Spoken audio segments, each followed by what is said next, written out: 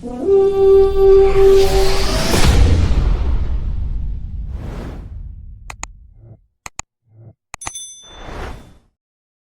up? And thank you for tuning in to the Skol State of Mind podcast.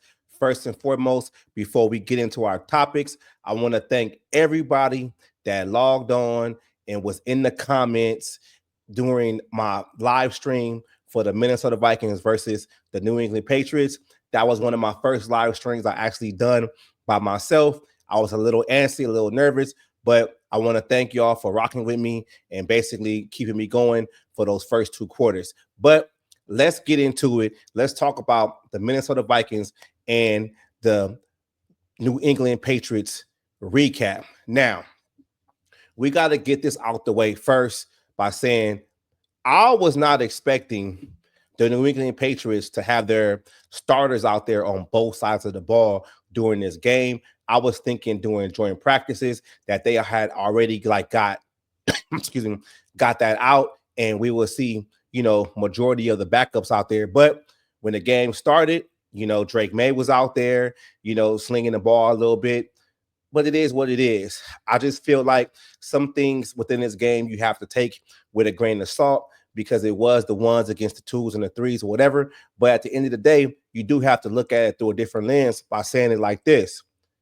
If something happens to anybody on this roster, that goes down with a significant injury, regardless of when somebody is at the depth chart, if they're there 2 or 3, they're going to have to play against some starters anyway. So in my opinion, it was a good test to kind of see what the Minnesota Vikings have as backups while playing against another team's number ones. Now, the game itself was kind of like a little bit all over the place. I mean, if you tuned in to the live stream, I basically was a little bit underwhelmed because I really wanted to see some of the receivers, especially the young ones, Ty Felton, Silas Bowden, all those other guys, who are quote unquote on a roster bubble, especially, Silas Bowden. I didn't get a chance to, see anybody break out and distance themselves from the pack. And I'm a little disappointed about that. So there's some things that go along with it, but let's dive into it. All right. So wide receiver concerns. I think as of right now, I know as of right now that the Minnesota Vikings have a wide receiver concern. Now, if you look at the top 2 receivers in Justin Jefferson and Jordan Addison, Justin Jefferson is still nursing the hamstring injury. All right. Put that to the side. We know Jordan Addison is going to be gone for the first 3 games for the league suspension for his DUI wet reckless that he had the past offseason, right? Now, a couple of days ago, Jalen Naylor, did something to his hand. I'm not sure what it is because the reports haven't come out to say exactly what's going on with his hand. They said it was a wrist, said it was a hand. But at the end of the day, if you're a receiver, your biggest asset is your legs and your hands. And Naylor already had problems with drops. So I don't know how significant this injury is. That's why I was saying earlier that I really felt that somebody had to step up and distance themselves from the pack. Ty Felton had a fumble, on a kick return. Like, what are we doing? Come on now. It's getting to the point to where I feel like the Vikings need to address this outside of anybody on this roster.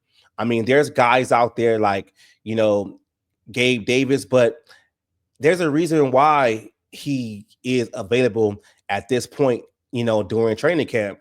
I mean, if he's still nursing his knee injury, why would you go sign a Gabe Davis when you already took the, I would say, flyer on a Rondale Moore and he got hurt anyway? I know that's 2 different things, but at the end of the day, you want to bring somebody in here that's going to bring some kind of depth to this roster and that's going to be ready to play. We can't have this, AKA the Minnesota Vikings, also known as the Minnesota Infirmary, right? We need somebody that's going to come in here and actually help solidify this roster when it comes to the wide receiver desk. I can't depend on Ty Felton as of right now to be the next emerging star, to be the number 3 or number 2. We can't expect for him to do that because he's a young player and he's in his development stage. Now, if this was next year's offseason, then I would say, hey, Ty Felton, you got to step up. But if he's doing the kick return and punt return, that's fine with me. That's why I feel like the Vikings have to go and look somewhere else. Maybe a trade for, a wide receiver that's in contract negotiation, or a wide receiver that is stuck in a depth chart and behind 2 or 3 guys. They're going to have to do something, because I just feel like you can't go into the first game of the season, Sunday Night Football, against the Chicago Bears with this receiving core the way it is, knowing that Jordan Addison is not going to be there. Because I feel like defenses will just be like, all right, cool. We're just going to key in on Justin Jefferson, and we're going to make the young quarterback beat us, and we can basically put more people in the box to stop the running game. It kind of makes our offense a little bit predictable, and it just doesn't make the offense, be a well-oiled machine like it should be. So I do understand that TJ Hawkinson and Oliver can catch the ball and, give us some production from the tight end position. But at the end of the day, they need to be looking for another receiver that can either be a 2 or a 3. I'm just saying.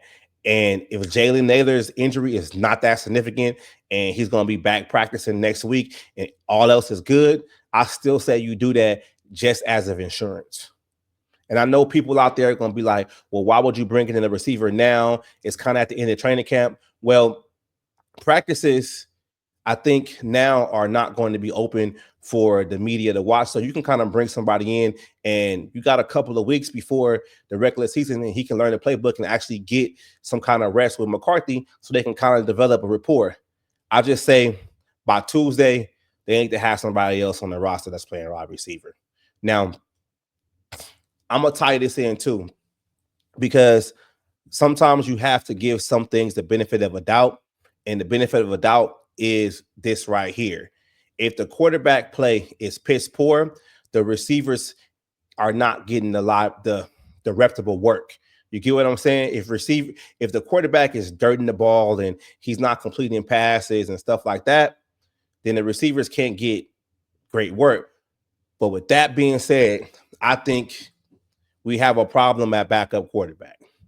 Now, people out there, in the sports world, Twitter, whatever, they feel like, why are we stressing so much on the backup quarterback situation if we have McCarthy?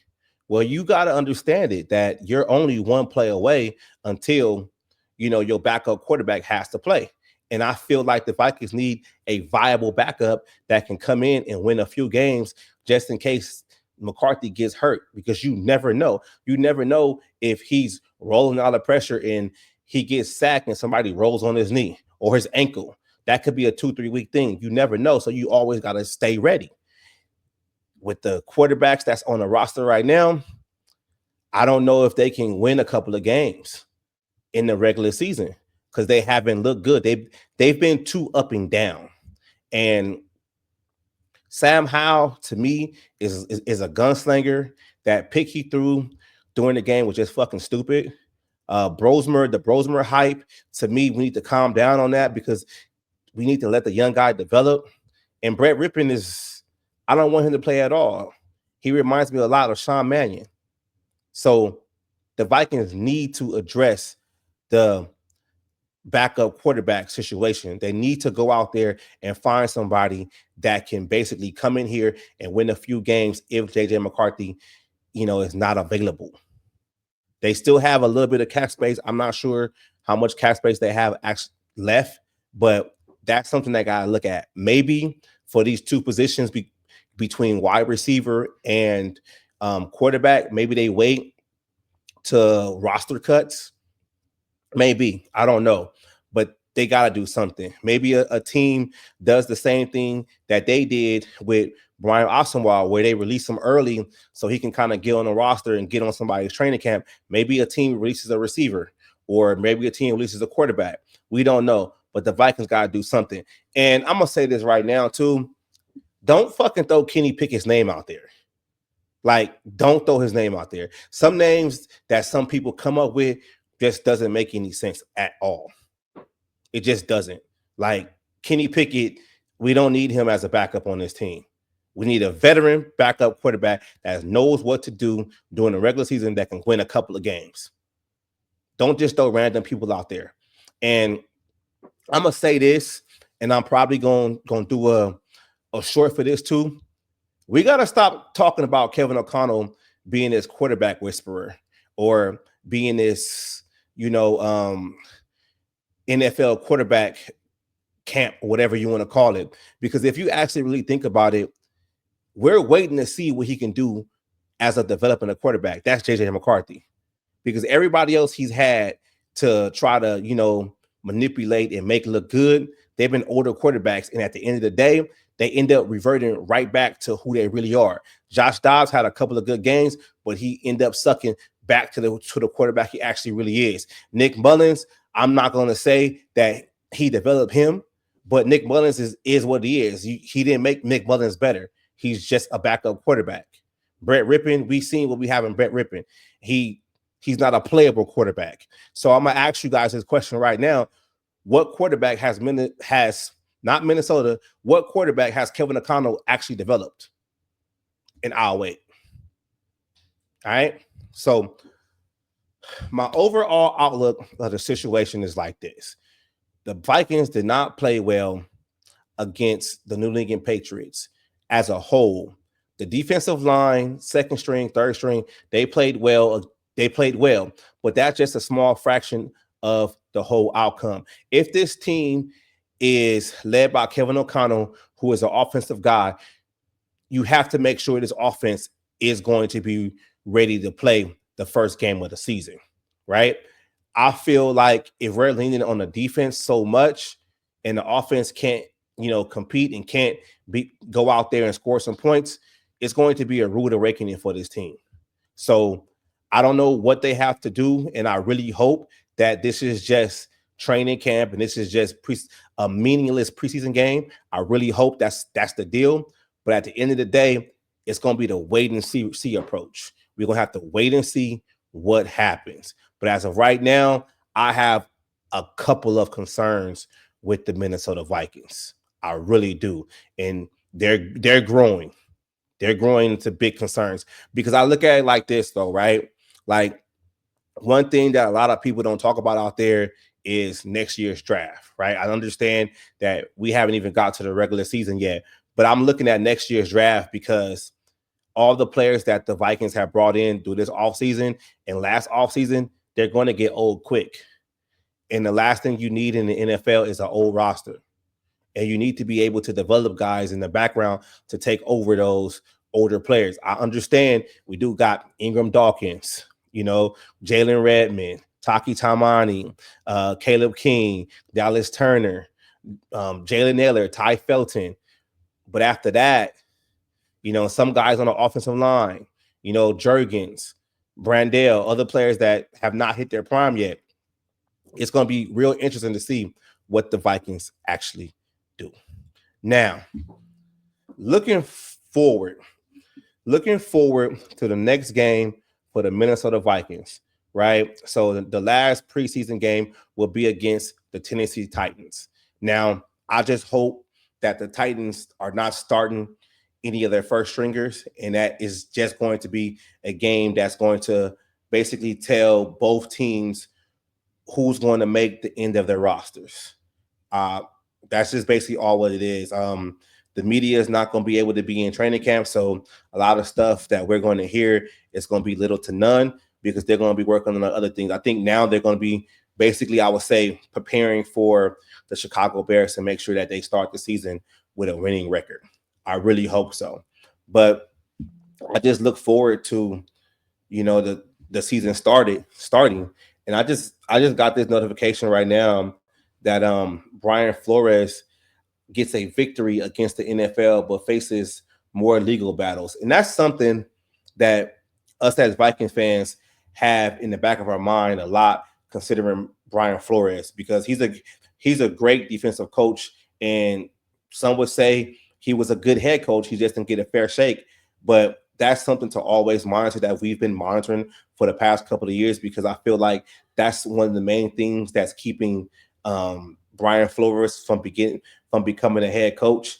And the longer he stays with Minnesota, the more and more he has his input, and the guys that he's going to get in the offseason via free agency and draft to basically solidify his defense. So, hey, I guess things are still not resolved as we thought they would be. Me personally, I would have thought this shit would have been over, last year, but I think for some reason they want to drag it out. It is what it is. But that's pretty much all I got for you guys right now.